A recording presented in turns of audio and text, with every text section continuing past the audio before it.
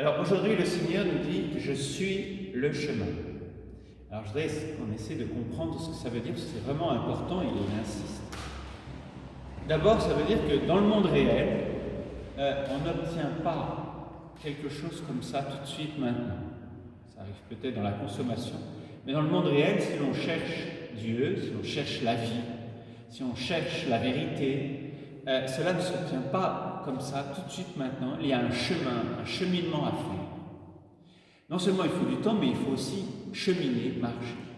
Donc ça, c'est important de comprendre que Dieu nous trace un cheminement à faire pour toute notre vie pour l'atteindre et pour atteindre la vie et la vérité. Lorsque le peuple d'Israël est libéré de l'esclavage d'Égypte par la Pâque, le Seigneur ne leur dit pas après, ça y est, vous êtes libérés, vous êtes arrivés, c'est fini. Non, à peine sont-ils libérés qu'il leur trace un chemin pour aller vers la vraie liberté, la liberté intérieure, pour aller vers Dieu. Et ce chemin, il le trace en donnant un enseignement, c'est-à-dire des commandements qu'il faut mettre en pratique à travers Moïse. Le Seigneur trace par ses commandements un chemin pour aller vers la vie, pour aller vers lui. D'ailleurs, il dit, après avoir dit ses commandements, « Vous suivrez tout le chemin que le Seigneur, votre Dieu, vous a tracé, alors vous vivrez et vous aurez le bonheur et une longue vie. » On pourrait résumer toute la Torah de Moïse, tout l'Ancien Testament, par ce mot de chemin qui est tracé par les commandements et l'enseignement de Dieu pour aller vers la vie. Quand Jésus dit « Je suis le chemin », c'est en pensant à tout ce que ça signifie chemin dans la Bible. Et donc il dit « En fait, ce que vous avez pris pour des commandements extérieurs, tu dois faire ci, tu feras cela, ce n'est pas d'abord cela, c'est d'abord une description de qui je suis. » En fait, je vous donne un exemple simple, par exemple. Lorsque le Seigneur dit par Moïse « Tu n'auras pas d'autre Dieu que moi », vous pouvez l'entendre, et c'est vrai, comme un enseignement extérieur. Oui, c'est pas bien d'avoir d'autres dieux, c'est vrai. Mais ça veut surtout dire que le Christ, qui lui est le chemin, le Christ est celui qui, dans sa vie intérieure, n'a pas le cœur partagé. Il n'a que Dieu, le Père, comme Dieu. Il n'a aucun partage en lui, dans son cœur. Lorsque, par exemple, Moïse dit dans le Décalogue, le Seigneur dit par Moïse, « Tu ne tueras pas », on peut l'entendre comme une règle, je dirais presque de bon sens de ce qui est mal, mais c'est aussi quelque chose qui nous parle de Jésus, le chemin, c'est-à-dire que le Christ est celui qui ne veut jamais la mort de son ennemi, il n'y a aucune idée de mort en lui, il ne veut que la vie. Donc, vous pouvez regarder tous les commandements, là je prends des exemples simples, pour découvrir qu'en fait, lorsque l'on est chrétien, l'on ne suit pas des préceptes extérieurs, on suit quelqu'un que l'on veut imiter et que l'on veut imiter même dans ses attitudes intérieures, puisque l'essentiel se joue à l'intérieur, puisqu'il s'agit d'aimer Dieu de tout son cœur et d'aimer nos frères comme Dieu les aime. Et donc, quand Jésus dit le chemin, il dit, si vous m'imitez, si vous mettez en pratique ce que je fais, et ce que j'enseigne, mais ce que je fais, alors vous allez cheminer vers la vie et vers Dieu. Et d'une certaine manière, on résume tout ce qu'est la vie chrétienne, c'est pour ça que le christianisme, à l'origine, ne s'appelait pas christianisme, c'est un mot d'ailleurs un peu compliqué, on l'appelait le chemin. Et quand on disait que notre foi c'était le chemin, on pensait à quelqu'un et non pas à des idées. Donc ça c'est vraiment le premier aspect qu'il faut retenir quand Jésus veut dire je suis le chemin. Ça veut dire que notre vie chrétienne, c'est vraiment cela, accueillir le Christ en nous pour que le Christ réalise lui-même en nous ce qu'il est. C'est pour ça qu'on a besoin de l'Esprit Saint, là on s'approche de Pentecôte, on a besoin de l'Esprit Saint parce que vous voyez bien qu'on ne peut pas arriver par nos propres forces à suivre ce chemin. Quand le Christ dit « Aimez-vous les uns les autres comme je vous aime », comment arriver à aimer comme Jésus aime? Il est Dieu. Nous sommes des pauvres êtres qui avons bien du mal à aimer si on est un peu lucides. Et on a besoin de cette force de l'Esprit, on a besoin de cette parole vivante, et l'Évangile est une parole vivante qui vient réaliser le commandement en nous, qui vient nous rendre semblables à Jésus pour le vivre.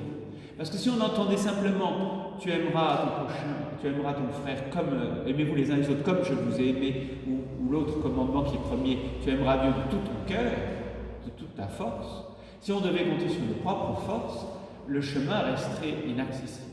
Il s'agit pour nous d'accueillir ces paroles pour qu'elles deviennent tellement vivantes en nous qu'elles réalisent et nous rendent semblables au Christ. Ça va jusque-là. Être chrétien, comme le mot l'indique, c'est vouloir, par la force de l'Esprit Saint, devenir semblable au Christ et ainsi avancer vers la vie et vers Dieu. Alors après, je voudrais m'arrêter sur un autre aspect. Jésus dit « Je suis le chemin ». Il ne dit pas « Je suis un chemin » vers la vie ou vers Dieu, il dit « Je suis le chemin, l'unique chemin ».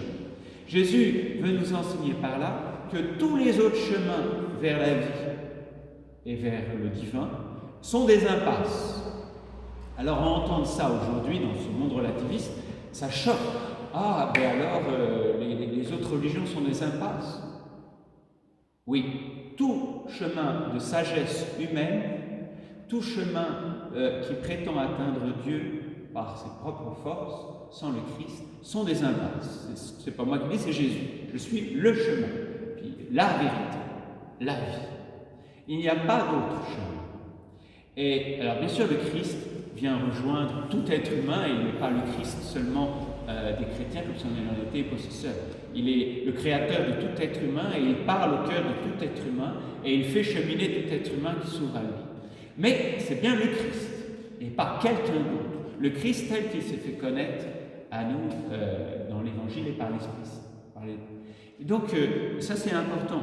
Alors, de découvrir qu'il s'agit bien de cet unique chemin. Alors, vous allez me dire, c'est choquant. Mais d'abord, ce qui serait choquant, c'est de croire qu'on puisse atteindre Dieu par nos propres forces et notre propre intelligence.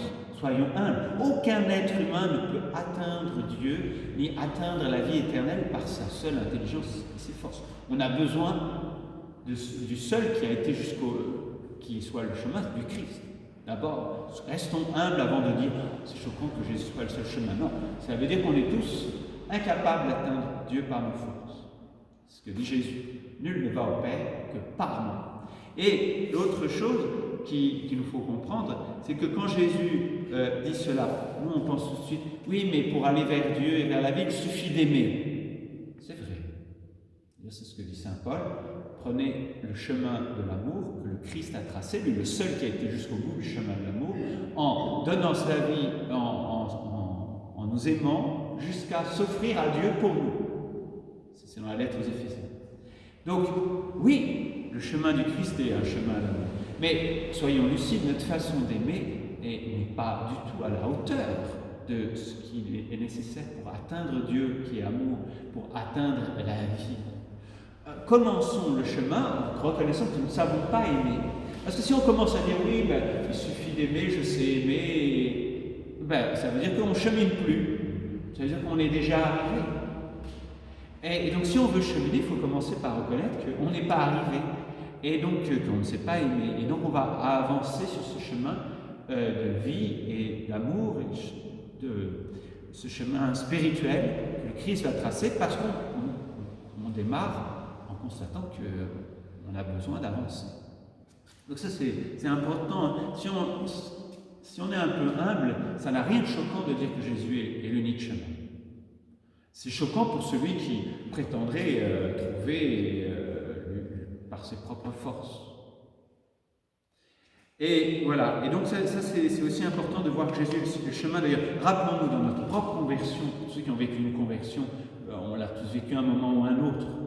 Dans notre propre conversion, le Christ nous est apparu comme, non pas une idée ou comme une religion parmi d'autres, il nous est apparu comme celui qui répondait à un désir secret, une attente secrète qui était déjà là, et que mystérieusement, lorsqu'on découvre le Christ, ça vient répondre à cette attente secrète qui était en nous. Ça répond à quelque chose qui était déjà en nous. Et tout être humain a cette attente secrète, ce désir secret en lui. Et donc tout être humain aspire sans le savoir. Et le jour où il rencontre le Christ, il se découvre, mais oui, c'est ça que je cherchais, c'est lui que je cherchais, c'est ce chemin qui me paraît le seul authentique à ma conscience profonde. Voyez. Alors, je finis en répondant à votre objection. D'accord, c'est bien beau, le chemin est tracé, c'est le Christ, mais c'est quand même pas facile de suivre ce chemin. Et nous avons tous essayé à un moment ou à un autre de suivre le chemin que le Christ trace lui-même par sa vie, et qui passe par la croix en plus, mais c'est pas facile, et on l'a souvent essayé, et puis on s'est découragé, et on est tombé. D'ailleurs, Jésus le dit que c'est pas facile, parce que dans son enseignement fondamental, il dit que le chemin vers la vie est un chemin étroit, et que peu de personnes le prennent. Alors, il ne s'agit pas pour Jésus de dire qu'il y a presque personne qui entre dans la vie, mais c'est pour dire que si on se contente de faire comme tout le monde, on est sûr de ne pas être sur le bon chemin. D'après ce que le Christ enseigne. Donc oui, c'est difficile. Alors c'est pour ça que la petite Thérèse vient nous rappeler une vérité chrétienne fondamentale en nous enseignant ce qu'on appelle la petite voie. Vous savez que le mot voie, c'était la façon de traduire le même mot grec que dans cet évangile. Donc on pourrait dire, elle a enseigné le petit chemin. Ça fait bizarre, mais c'est le même mot grec qui est derrière. Elle a enseigné le petit chemin, la petite voie, pour atteindre Dieu tel que l'on est. Alors, je vous ai fait une image, alors ça va choquer, mais aussi on est en vidéo, c'est pour les jeunes. Et puis j'ai rien trouvé. Alors, vous savez que dans la tradition chrétienne, on représentait le chemin vers Dieu par une échelle. Ça vient de l'Ancien Testament, ça commence avec Jacob. Donc, l'échelle, dans toute la tradition chrétienne, représente ce chemin, parce qu'on représente Dieu vers lui. Et donc, on trace son chemin en montant cran par cran l'échelle jusqu'à arriver en haut, au bout du chemin. Alors, j'ai un petit bonhomme qui est censé faire ça. Mais le petit bonhomme, on le voit là. Et on le voit, c'est sur la vidéo. Vous ne voyez pas, mais c'est pour la vidéo. Et le petit bonhomme, qu'est-ce que dit la petite Thérèse? Alors, le petit bonhomme, qu'est-ce que dit la petite Thérèse?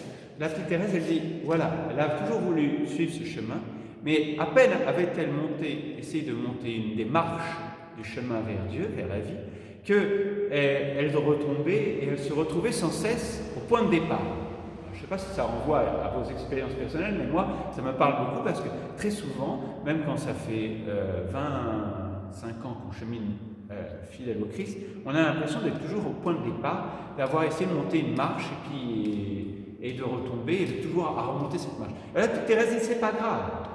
Ce que le Seigneur a besoin, c'est de notre bonne volonté. On ne doit jamais se décourager de monter cette première marche du chemin, parce qu'à un moment, le Christ va nous faire vivre l'ascenseur. C'est la petite Thérèse qui dit ça. L'ascenseur, dit la Thérèse, c'est les bras de Jésus, qui va d'un seul coup, voyant notre difficulté à monter le chemin, nous prendre dans ses bras et nous faire monter, hop, d'un seul coup, soit tout en haut, soit à moitié du chemin. Et c'est ça la grâce de Dieu, c'est ça la puissance de l'Esprit Saint. Ça veut dire que le Seigneur nous demande notre bonne volonté, et un jour, que l'on ne maîtrise pas, la petite Thérèse a attendu 10 ans, un jour, hop, il nous fait faire un grand bond spirituel. Vous avez peut-être déjà vécu ça dans votre vie.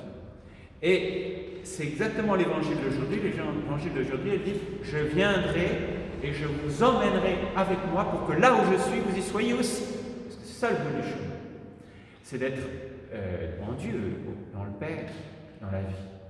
Et donc, toute la vie chrétienne consiste à jamais se décourager de monter la marche dessus, quel que soit l'endroit où on est, en ayant la certitude que le Christ viendra nous prendre et nous emmener jusqu'au bout du chemin par ses propres forces. Alors, dans l'approche de Pentecôte, soyons dans l'attente de cette force qui sont les bras de Jésus, qui sont les bras de Dieu, et qui nous fait avancer sur le chemin en se contentant de notre bonne volonté. Amen.